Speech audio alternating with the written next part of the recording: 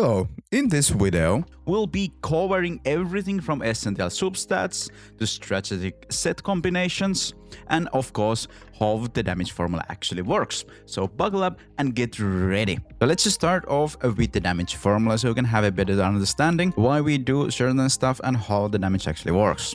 So we'll just start off with the attack stat. The attack stat is going to be your weapon and character base stat. Together, then it will get multiplied all the sources of the percentual attack stat. So if you have buffs with percentual attack or you have ecos with percentual attack, that will get multiplied over here. And after it has been multiplied, then you are going to get the flat attack damage stats. And there you have your attack stat. After attack, we have the skill damages, which is Resonance Liberator, Resonance Skill, Basic Attack, and for the Circuit, Heavy Attack, and you can get these on the ecos. These are multiplied as well, but the damage numbers over here are quite low, at least on the ecos. Now, after that, we have Elemental Damage. So if you have Elemental Damage increases, that will be multiplied even further. So if you have 50%, let's say electric damage bonus with Halkara, that is going to be 50% damage increase. So you definitely want to get a little bit of these stats. And before we go to the critical hit, let's talk about deepen. It is not really explained well, but any deepen will also be a multiplicative source. So if you have 15% all type damage deepen, that will mean that it will increase every damage just flat 15%, which is really huge increase. So if you do have some outros with all damage deepen, that is really amazing stat to have. And lastly, and probably the most important stat, crit damage should be quite self-explanatory. It will add up after everything have been added, and it will multiply your damage by the critical damage. Just remember 100% is going to be 0 increase. So right now we have 127% increased damage from our critical damage. So now that you understand how the damage formula actually works, let's kick things off with the ecos substats. The holy grail here is critical rate and critical damage. Crit rate and critical damage can be tough to get without a special weapon, as only other good multiplicative stat is elemental damage, and you cannot have those on substat slots, so you should definitely just try to get crit rate and crit damage. While percentual attack stat is also good, you do get that from other sources a lot more compared to crit and crit damage. That's why you should prioritize crit and crit damage.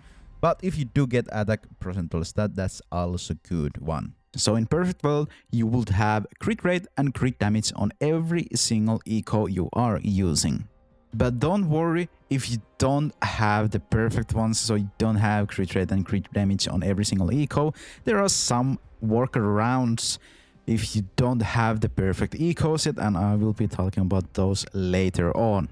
Let's move on to the main stats. This can be a bit trickier because you have two options here, because you have the sets with 4-4-1-1-1, meaning that you have 2 4 cost and 3 1 costs. Or the other setup where you have 1 4 cost, 2 3 costs, and 2 1 costs. Now in both of these, your main 4 cost should always come with a critical rate stat, because again, critical rate is really good. And again, it's quite hard to get unless you have a weapon, and even 10, I will highly recommend using crit rate instead of crit damage here. Now the main difference on 4-4 and 4-3-3 is that with the 4-4 you are using another 4 cost, but now you're using crit damage over here. So if you don't have your perfect substats, this is really good complementary way to get your crit rate and crit damage on par, so you can actually get really good damage without the perfect substats on your ecos. Now on the other hand, if you do have ecos that have crit rate and crit damage on every single piece, 4-3-3-1-1-1 can be better, because now you can focus on getting that electro damage if you're using Kalkar or whatever character you're using. Now you can use the elemental damage, which is also multiplicative, so you can use that instead of the crit damage because you have so much crit damage from the substats. But the thing here is that if you do not have the substats from your ecos, I will highly recommend first going for 4-4 because now you get your crit rate and you get your crit damage on respectable levels, and you actually get huge damage increase instead of just trying to force using 4-3-3 with suboptimal substats. Because in the end of the day, set bonuses, the elemental set bonuses will give you the electro or whatever elemental damage increase already. So basically it's 40 elemental damage versus 100 elemental damage, but if you don't have the critical damage yet, the 4 cost can be better off there for the critical damage increase. So if your damage is lacking, the easiest way to increase that is to just get 2 boss souls, one with crit rate and hopefully 1 crit rate substat or 1 crit damage substat, and same thing with another 4 cost one to get that crit damage and 1 crit rate and 1 crit damage. This already boosts your damage immensely if you don't already have a respectable crit rate and crit damage. Also note that even if you have the perfect 4-3-3-1-1 set, it will take a lot of time to actually get that, so there is no harm if you just want to run 4-4-1-1-1 like forever. If you play casually this game, there is no harm using 4-4-1-1-1. The boost you get from 4-3-3-1-1 is not that big. It is still a boost, but you should be able to clear almost everything in the game with the 4-4-1-1-1 set. So you don't really need to worry about that much. Also, if you are starting out, you don't really need to have the fret about getting 5 pieces. It is totally okay to use 2 pieces of elemental and 2 pieces of tuning or whatever other pieces you want to use to get a little bit damage increase. Of course, 5 piece of corresponding elemental is going to be better, but it is totally okay to get 2 pieces, and if you're starting out, just get 2 pieces of 2 different things and get that little damage increase. And once you do get the corresponding elemental, then move on to 5 pieces. Now, before you just go and take your boss ecos and start tuning and leveling them up, wait a little bit. There's a little bit of a trick over here that can save you some resources in the way.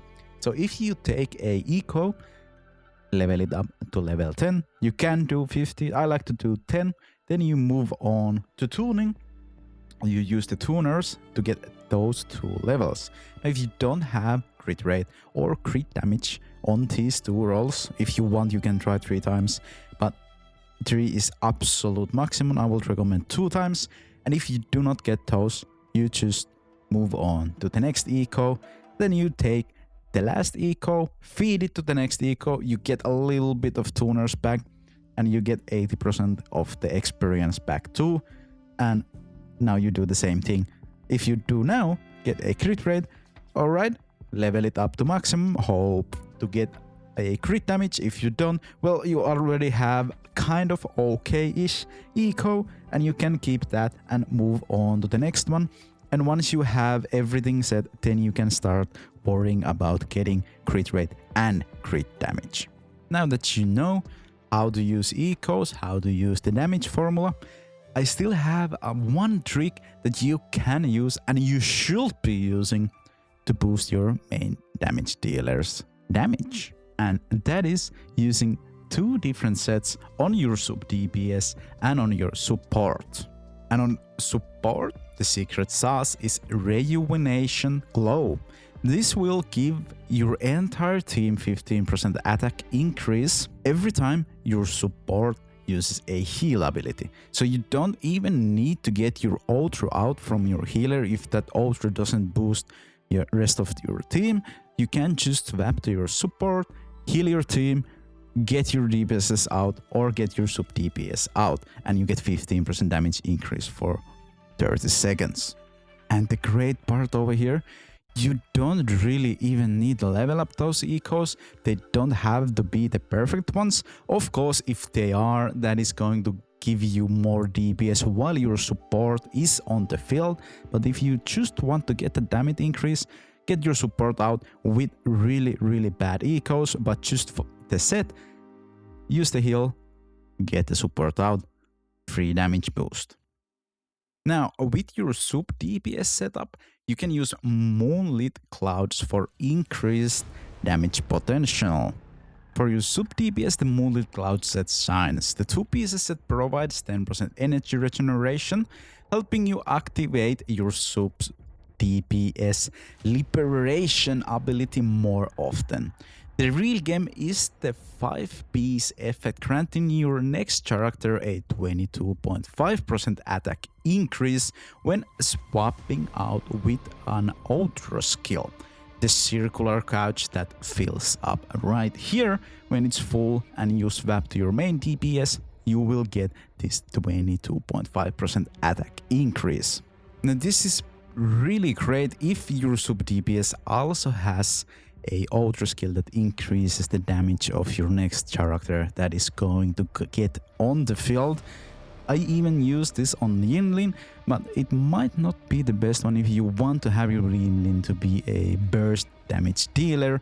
But as I like to use my Charcoal as a hyper carry, I am using this set on my Yinlin, so I get the most out of my Charcoal's liberation ability when I get him on the field.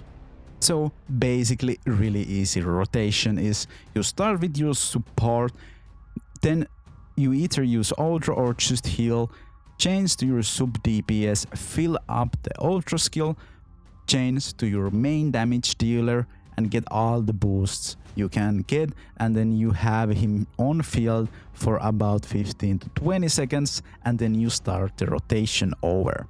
This is just really basic rotation and I will be doing some more advanced stuff in the future, so if you are interested in more Wuthering Waves content, please consider subscribing, and if you do have some really secret tips how to increase your damage even further, let us know on the comment section so everybody can use those tips too. Thank you for watching and I will catch you on the next one.